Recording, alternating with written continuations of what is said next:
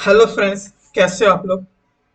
आज का वीडियो हमारे प्लेलिस्ट का सेकंड वीडियो होने वाला है। और अगर आपने मेरा जो पहला वीडियो नहीं देखा कि जिसमें मैंने अपने प्रोजेक्ट का फुल डेमो दिया था कि बेसिकली इस प्लेलिस्ट में हम क्या करने वाले हैं और इसकी और वो बनाने के लिए हमें कौन सी सीएसएस की प्रॉपर्टीज और कौन से लॉजिक अप्लाई करने वाले हैं, वो सारे इंट्रोडक्शन और सारी चीजें मैंने पहले वीडियो में बताई है।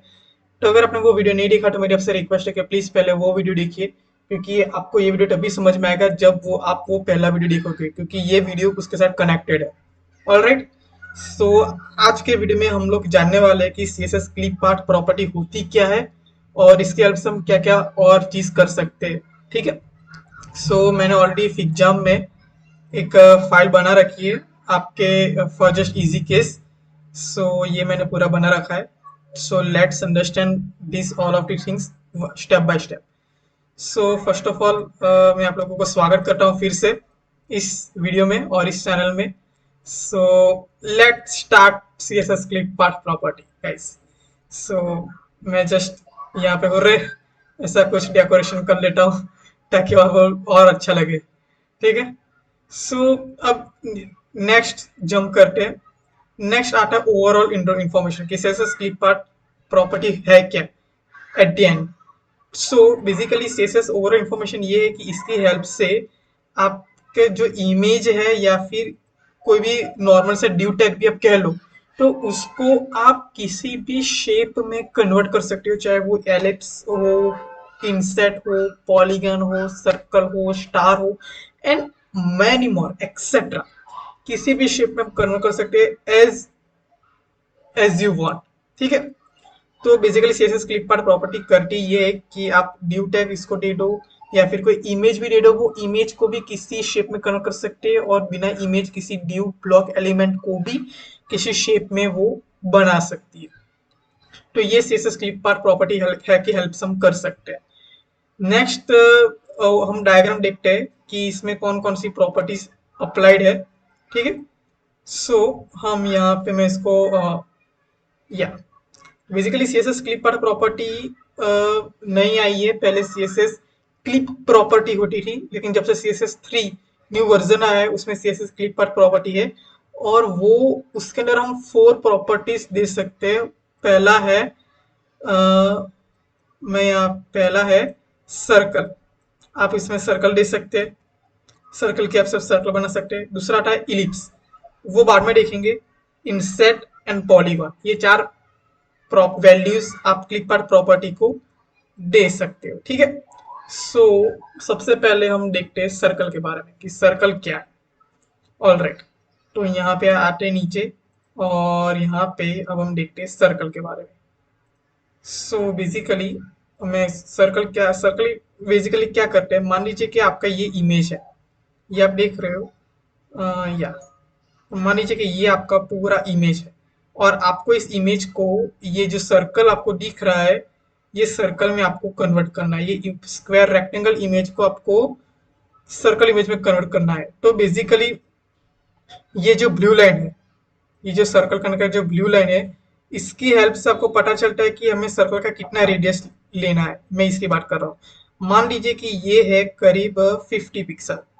आप पिक्सल भी ले सकते हो, आप परसेंटेज भी ले सकते हो, ईएम, आरईएम और बहुत सारे वैल्यूज भी आप इसमें ले सकते हो। ठीक है। दूसरा चीज आता है कि एक्स एक्सिस, यानी कि ये जो पॉइंट है, ये पॉइंट आपके इमेज से कितना दूर है, यानी कि एक्स एक्सिस। मान लीजिए कि ये है करीब 50%। और थर्ड पैरामीटर आता है जो है वाई एक्सिस, यानी कि ये पॉइंट वर्टिकली आपकी इमेज से कितना दूर है, यानी कि ये पार्ट मान लीजिए कि ये भी है 50%। तो basically CSS clip path property में सर्कल वैल्यू 3 पैरामीटर लेती है। एक कि आपका रेडियस, कि आपका सर्कल कितना रेडियस, आपके सर्कल का रेडियस कितना होना चाहिए। सेकंड, एक्स एक्सिस से कितना दूर होगा वो point. And third, Y axis से वो पॉइंट कितना दूर होगा। और इसकी हेल्प से आपका ये ओवरऑल सर्कल डिफाइन होता है माय डियर गाइस। देखते हैं वीएस कोड के अंदर। मैंने ऑलरेडी दो फाइल बना रखी है, इंडेक्स और HTML and index dot C S S. सबसे पहले मैं यहाँ पे एचटीएमएल का बेसिक टैग ला देता हूँ और यहाँ पे मैं लिखता हूँ CSS clip path property. Alright, और यहाँ पे मैं H1 टैग में लिख देता हूँ अक्ष Desai CSS clip path. Alright, और मैं यहाँ से उसको फॉर्मेट डॉक्यूमेंट कर देता हूँ ताकि अच्छे से वो दिखे।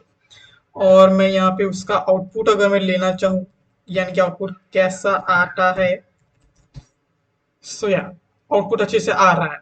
अब मुझे चाहिए एक इमेज टैग, क्योंकि हम एट द एंड एक इमेज पे ही एक ऑपरेशन करेंगे। तो मैं यहाँ पे कोई भी एक इमेज मैं यहाँ से ला देता हूँ। मान लीजिए कि या ये इमेज है, open image in new tab करता हूँ और इसके लिंक को कॉपी करके मैं यहाँ से पेस्ट करता हूँ और यहाँ पे इमेज आ जाएगा। ठीक है, बेसिकली बहुत छोटा इमेज है, मुझे इसकी हाइट और विड्थ बढ़ानी पड़ेगी। सो मैं क्या करता हूँ, यहाँ पे जाके इसकी विड्थ को कर देता हूँ 60 VW। आई थिंक मुझे इतना नहीं करना चाहिए था, 600 पिक्सल में कर देता हूँ या, और हाइट को मैं कर देता हूँ 500 पिक्सल। तो यार इतना चल जाएगा। अब हम इस इमेज को, कि जो स्क्वायर शेप की है, उसको हम सर्कल में कन्वर्ट करेंगे with the help of different different radius, different horizontal values and vertical values, means X axis and Y axis. Right, तो मैं क्या करता हूँ, सबसे पहले इस HTML फाइल को मैं CSS की फाइल से कनेक्ट कर देता हूँ, index.css, और यहाँ पे मैं लिखूंगा अपनी CSS की वैल्यूज। तो उसके लिए मुझे यहाँ पे सबसे पहले मैं कीबोर्ड ओपन कर देता हूँ और यहाँ से मैं लिखूंगा कि इमेज, और मैं कर्ली ब्रैकेट को ओपन कर दूंगा। जस्ट अ मिनट, मेरा कीबोर्ड आ जाए उसके बाद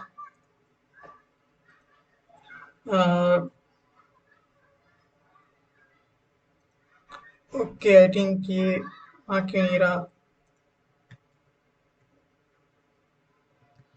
बेसिकली प्रॉब्लम ये है कि मेरे लैपटॉप में शिफ्ट की काम नहीं कर रही, दैट्स वाई।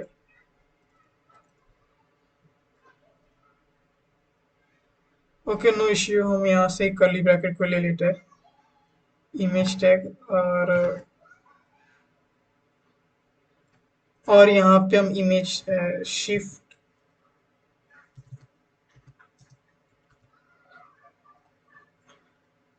एक काम करते हैं guys, W3 school CSS reflex box, यहाँ पे एडिटर में जाते हैं और ट्राई इट योरसेल्फ में जाके,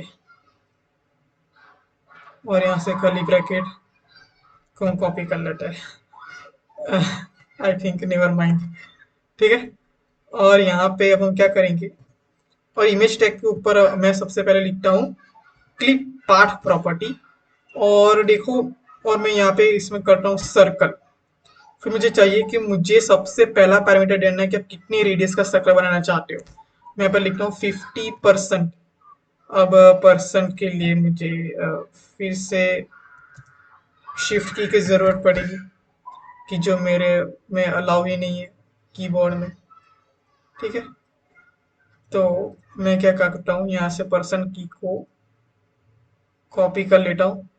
sorry for interruption, I mean interruption, और या कॉपी कर दी 50%। और अब मैं अपने जाऊँ यहाँ पे आउटपुट में और मैं इसको रिफ्रेश करूँ, और तो उसके बाद यहाँ पे आ जाएगा इसका आउटपुट, देख रहे हो 50% आ गया। अब अगर मैं इसको 40% करूँ तो इसका 40% भी आउटपुट हमें यहाँ पे देखने को मिल जाएगा, कुछ इस तरीके से, या परफेक्ट स्क्वायर के अंदर। देख रहे हो। अब अब आपने अब आपके माइंड में क्वेश्चन होगा कि यहाँ पे जो आपने एक्स एक्सिस और वाई एक्सिस का जो कॉन्सेप्ट एक्सप्लेन किया, वो तो आपने यहाँ पे अप्लाई ही नहीं किया। तो बेसिकली होता क्या है कि यहाँ पे सबसे पहला पैरामीटर जो आपको है वो आपको देना पड़ता है, वो आपको देना पड़ता है कि वो इसका रेडियस कितना होगा। उसके बाद आपको एट लिखकर यहाँ पे लिखना होता है कि एक्स एक्सिस से वो कितना दूर होगा। मान लीजिए मैं यहाँ पे 40% लिख देता हूँ और यहाँ पे वाई एक्सिस से भी 40% लिख देता हूँ। ठीक है, एक्स एक्सिस से 50% और वाई एक्सिस से 40% लिखता हूँ। तो देखो, तो ये बेसिकली ये है, मैं इसका यहाँ पे लिख देता हूँ। पहला जो पैरामीटर हमने लिखा 40% वो है रेडियस एट, फिर जो लिखा वो है एक्स एक्सिस, और जो थर्ड पैरामीटर वो लिखा वो वैल्यू है वाई एक्सिस की। ऑल राइट, सो देखो अब मैं आपको समझाता हूँ। ये है उसकी जो वैल्यू सर्कल 40% 50% 40% दिख रही है यहाँ पे आपको। ठीक है, और मैं आपके लिए इसको मैक्सिमाइज कर देता हूँ ताकि आपको अच्छे से दिखे। तो ये है 40% रेडियस। मैं इसको जैसे बढ़ाऊंगा तो देखो वो बढ़ रहा है, डिक्रीज डिक्रीज करूंगा तो वो कम होगा। अब ये 50% एक्स एक्सिस की वैल्यू, मैं इसको बढ़ाऊंगा तो वो हॉरिजॉन्टल यानी कि एक्स एक्सिस डायरेक्शन में वो आगे बढ़ेगा। और ये 40 वाई एक्सिस की वैल्यू यानी कि वर्टिकल की वैल्यू, अब अगर मैं इसको इंक्रीज करूंगा तो वो वाई एक्सिस की डायरेक्शन में आगे बढ़ेगा। तो इसकी हेल्प से आप किसी भी इमेज को सर्कल शेप में विथ योर कन्वीनियंस, आप एज पर योर कन्वीनियंस आप रेडियस, पर्टिकुलर रेडियस के शेप में उस सर्कल को डिफाइन कर सकते हैं। और वो रेडियस, वो जो सेंटर होगा, वो सेंटर एक्स एक्सिस और वाई एक्सिस से कितना दूर होगा वो भी आप डिफाइन कर सकते हैं। अगर आप इसमें एट के बाद ये पैरामीटर नहीं देते गाइस, तो वो बाय डिफॉल्ट वो इंक्लूड करेगा 50-50%। मैं आपको दिखाता हूँ इसको। मैं देखो, मैंने कट कर दिया तो वो 50% आ गया। अगर मैं वही में इसके यहाँ पे 50-50 में यहाँ पे लिख के आपको दिखा दूँ 50% यहाँ पे भी 50%, तभी भी वो सेम ही स्पेस, सेम ही एरिया कवर करेगा। अगर मैं इसको मिटा दूंगा तभी उसका आउटपुट सेम ही रहेगा माय डियर फ्रेंड्स। ठीक है, तो ये तो बात हो गई कि आप क्लिप पाथ प्रॉपर्टी को सर्कल वैल्यू के अंदर किस तरह से यूज कर सकते हैं। ऑलराइट, अब बारी आती है उसके दूसरे शेप के बारे में, कि जो है यहाँ पे इलिप्स। यस फ्रेंड्स, आपने बिल्कुल सही सुना। और इलिप्स, और यहाँ पे हम इलिप्स के बारे में जानेंगे कि इलिप्स में क्या होता है और उसमें कितने पैरामीटर होते हैं और उसकी हेल्प से हम क्या क्या इलिप्स में कौन कैसे वो बना सकते हैं। तो उसके लिए सबसे पहले मुझे इस एरिया को अनसिन करना पड़ेगा, और यहाँ पे मैंने अनसिन कर रहा हूँ। ऑलराइट, और यहाँ पे इलिप्स का हमें देखने को मिलेगा। तो बेसिकली इलिप्स में गाइज जिस तरह सर्कल में हम 3 पैरामीटर लेते हैं, सेम इलिप्स में हम 4 पैरामीटर लेंगे गाइज। जो पहला पैरामीटर होगा वो होगा उसका हॉरिजॉन्टल रेडियस, यानी कि ये जो सेंटर है, ये जो सेंटर है जो आपको रेड बैकग्राउंड कलर में दिखाई दे रहा है गाइज, ये सेंटर इस इमेज, ये सेंटर से उसकी हॉरिजॉन्टल रेडियस कितनी होगी। ठीक है, सो ये वो इसको हम डिफाइन करेंगे हॉरिजॉन्टल रेडियस। सेकंड पैरामीटर होगा कि इस सेंटर से हमें इलिप्स जो इमेज जनरेट करने वाली है उसका वाई एक्सिस कितना होगा, ये होगा सेकंड पैरामीटर। थर्ड पैरामीटर उसकी एक्स एक्सिस की वैल्यू एंड फोर्थ पैरामीटर उसकी वाई एक्सिस की वैल्यू। गॉट इट, देखते हैं बनाते हैं हम इसको इलिप्स में भी बनाएंगे। तो अब मैं ये क्लिपर प्रॉपर्टी को कॉपी कर लेता हूँ और यहाँ पे मैं यहाँ पे लिखता हूँ इलिप्स, और उसके बाद ये हो गया हॉरिजॉन्टल रेडियस। उसके बाद मुझे डिफाइन करना है वर्टिकल रेडियस। तो मैं यहाँ पे लिखता हूँ 50%, यानी कि 50% वो वर्टिकल वो इतना लेगा, और उसका एक्स एक्सिस और यहाँ पे उसका उसका वाई एक्सिस की वैल्यू। देखते हैं इलिप्स, और यहाँ पे हम आते हैं अपने आउटपुट में। तो ये इलिप्स कुछ इस तरीके का है, जो कि अभी इलिप्स लग तो नहीं रहा, लेकिन हम इसको बनाते हैं। ठीक है, इंस्पेक्ट में गए और यहाँ पे मैं इसको डिक्रीज करता हूँ। देखो मैंने लिया 20%, तो जैसे मैंने डिक्रीज किया था वो हॉरिजॉन्टली डिक्रीज हो रहा है। जैसे मैं इसकी वैल्यू को इंक्रीज कर रहा हूँ तो वो हॉरिजॉन्टली इंक्रीज हो रहा है। ठीक है, मैंने 20% लिया। वर्टिकल 50% है, जैसे मैं डिक्रीज करूंगा तो वो जो वर्टिकल वो कम होता जाएगा। और यहाँ पे वो स्क्वायर सर्कल के शेप में कन्वर्ट हो रहा है, लेकिन हमें इलिप्स बनाना है। तो मैं तो इस कुछ इस तरीके से इलिप्स को बना सकते हैं। और यहाँ पे वर्टिकल हमने वैल्यू ली 39%। एट एट के बाद जो एट के यानी कि जो थर्ड पैरामीटर है 50%, उसको कहते हैं एक्स एक्सिस की वैल्यू, यानी कि जो उसका सेंटर है वो एक्स एक्सिस से कितना दूर होगा। मैं इसको बढ़ाता हूँ तो वो हॉरिजॉन्टल की डायरेक्शन में आगे बढ़ेगा, डिक्रीज करता तो इससे जाएगा। और लास्ट फोर्थ पैरामीटर होता है 40% जो मैंने यहाँ पे लिखा है वो है वाई एक्सिस से वो सेंटर कितना दूर होगा guys, यानी कि वर्टिकल।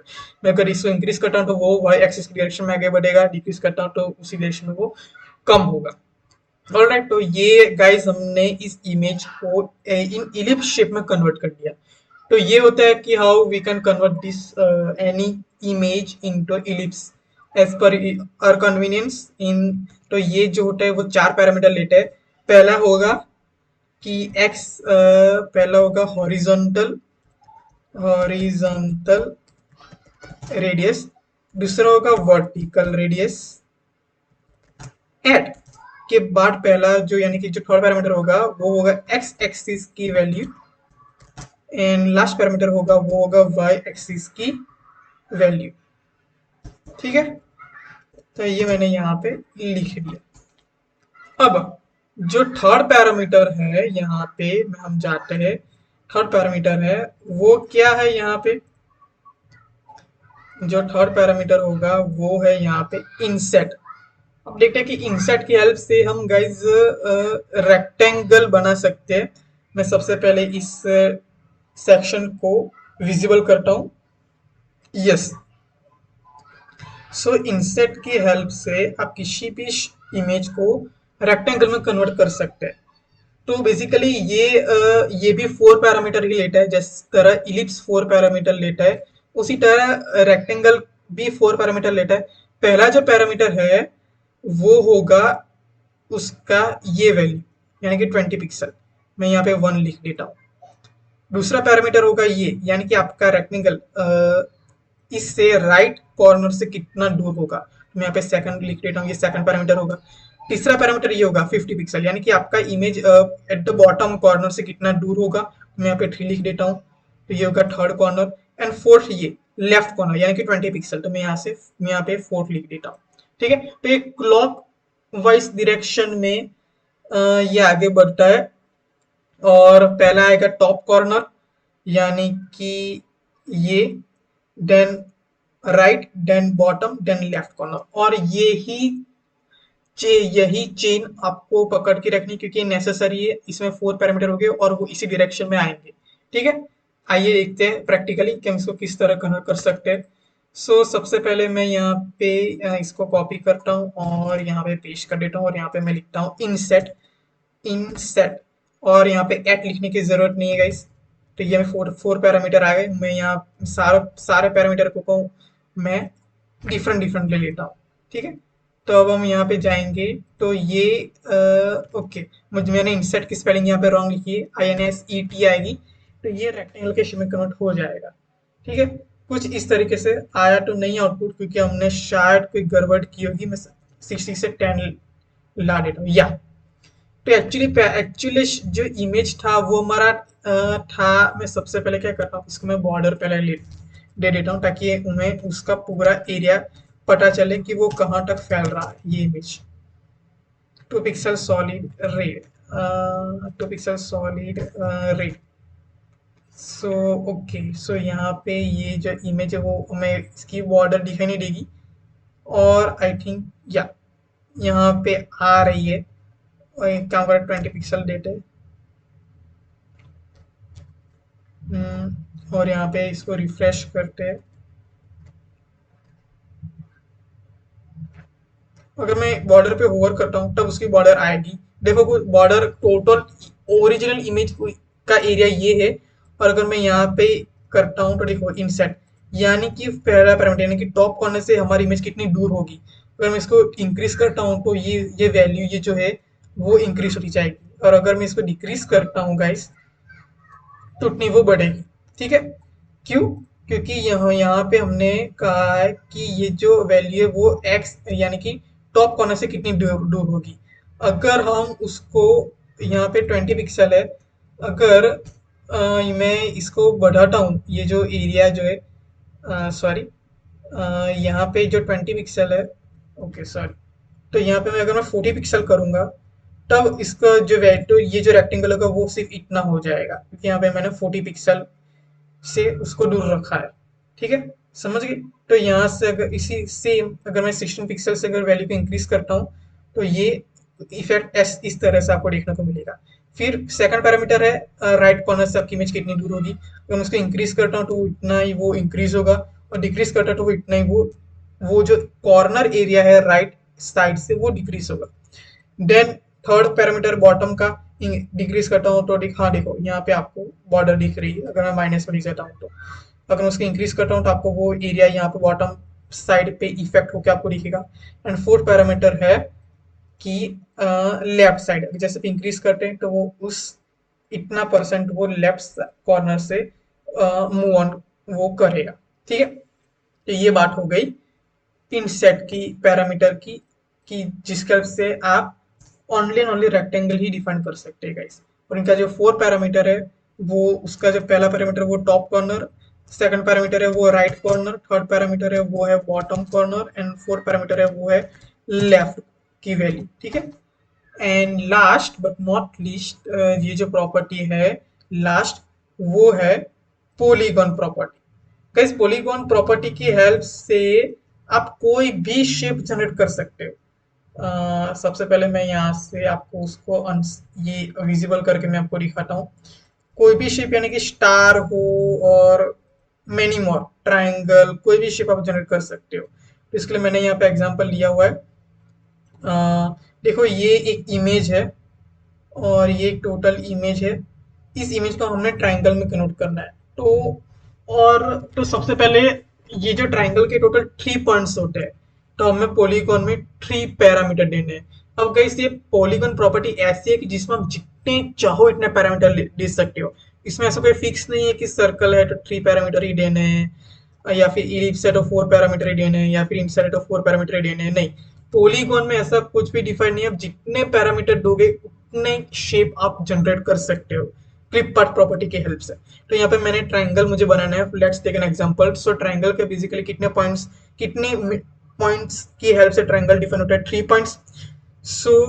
मुझे यहाँ पे क्या करना है कि मुझे यहाँ पे ये जो पहला पॉइंट है ये डिफाइन करना है कि वो पहला पैरामीटर एक्स एक्सिस से कितना दूर है, वाई एक्सिस से कितना दूर है। देन आएगा ये सेकंड पैरामीटर। ठीक है। इस सेकंड पैरामीटर एक्स एक्सिस से यानी कि यहाँ से कितना दूर है, एंड वाई एक्सिस यानी कि यहाँ से कितना दूर है। एंड लास्ट आएगा थर्ड एक्सिस, एक्स एक्सिस यानी कि 0 पे ये, और वाई एक्सिस से वो कितना दूर है। तो बेसिकली ये इतने पैरामीटर की हेल्प से 3 पैरामीटर का हम ट्रायंगल डिफाइन कर सकते हैं। लेट्स सी कि किस तरह प्रैक्टिकली हम कर सकते हैं। तो सबसे पहले मैं इसको कॉपी करता हूँ और यहाँ पे पेस्ट कर देता हूँ। अगेन मैं कॉपी करता हूँ और पेस्ट करता हूँ, और यहाँ पे मैं लेता हूँ पॉलीगॉन। ठीक है। सबसे पहले एक्स एक्सिस, मुझे यहाँ पे एक्स मुझे यहाँ पे देनी है। मैं यहाँ पे क्या करूँगा, पॉलीगॉन। ठीक है, तो मैं यहाँ पे इसकी वैल्यू दूंगा कि ये क्या है 50%। ओके, एक्स एक्सिस से ये कितना दूर है 50% मान लीजिए 50%, एंड वाई एक्सिस से एक्स एक्सिस से वाई एक्सिस से 0% है क्योंकि वो वहीं पे है। ठीक है। सेकंड पैरामीटर ये पैरामीटर ये एक्स एक्सिस से कितना दूर है 100%, वाई एक्सिस से भी वो 100% दूर है। मैं यहाँ पे लिख देता हूँ 100%। एंड थर्ड पैरामीटर ये जो एक्स एक्सिस 100% दूर है और वाई एक्सिस 0% है, 100% एंड 0%। अब मैं यहाँ पे जाऊंगा और उसको रिफ्रेश करूंगा तो ट्राइंगल बन जाना चाहिए। लेकिन यहाँ पे ये क्या कह रहे हैं, ये लोग कह रहे हैं कि इनवैलिड प्रॉपर्टी वैल्यू। ऐसा क्यों कह रहे हैं? लर्न मोर पे क्लिक करते हैं, जैसे लर्न पर हम मोजिला वेबसाइट में रिडायरेक्ट हो जाएंगे और वहाँ पे CSS क्लिपआर्ट की प्रॉपर्टी में यहाँ पे दिखने को मिलेगी। पॉलीगॉन यहाँ पे हम ओके, पॉलीगॉन की स्पेलिंग POLYGON है, मैंने POLL लिख दिया है। आई थिंक ये मेरी गलती थी, सॉरी।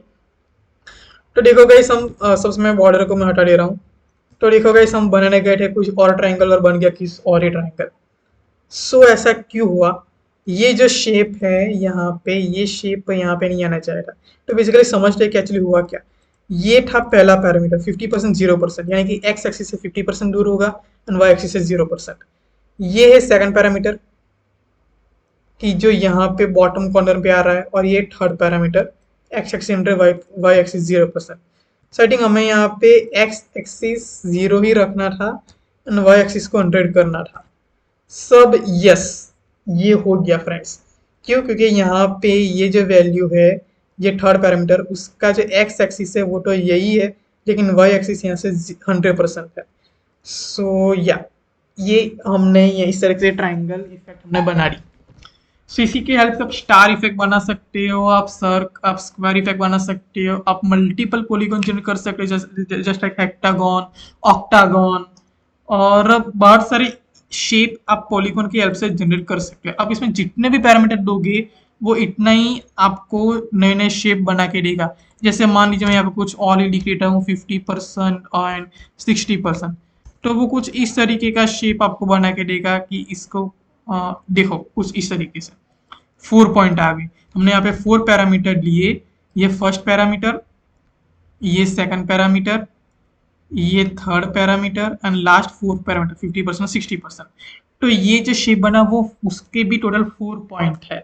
क्यों? क्योंकि हमने पॉलीगॉन में 4 पैरामीटर दिए इसी वजह से। तो गाइस इस तरीके से आप कोई भी शेप जनरेट कर सकते हो। सो या टोटल आज के वीडियो में हमने देखा कि क्लिप आर्ट प्रॉपर्टी क्या है, बेसिकली किस के लिए हम इसको यूज कर सकते हैं, उसकी हेल्प से होता क्या है, और इसमें कौन कौन सी वैल्यूज आ सकते हो, और उस पर्टिकुलर वैल्यू में कौन कौन से पैरामीटर आते हैं। बहुत ही इजी है गाइस। आपको अभी अगर आप नए हो इस प्रॉपर्टी में तो शायद आपको डिफिकल्ट लग सकता है, लेकिन आप जैसे जैसे इस प्रॉपर्टी से फैमिलियर होने लगेंगे आपको ये बेहद ही मजा आएगा। और आने वाले वीडियोस में मैं आप लोगों को इसके बारे में और भी नई नई चीजें बताऊंगा, और एक मैजिक सा है। सो आने वाले वीडियोस में मैं आप लोगों को बताने वाला हूँ इस प्रॉपर्टी के बारे में। सो बने रहे हमारे इस चैनल में। सो आई होप कि आपको ये वीडियो अच्छा लगा होगा, और अगर आपको कोई भी डाउट है इसके रिलेटेड तो प्लीज आप कमेंट सेक्शन में अपना कमेंट ड्रॉप करें, मैं उसका आंसर कंपलसरी मैं आपको दूंगा, ठीक है। So please like share subscribe and comment this channel. मिलता है अगला वीडियो में, तब तक के लिए bye bye, see you, tata, good bye.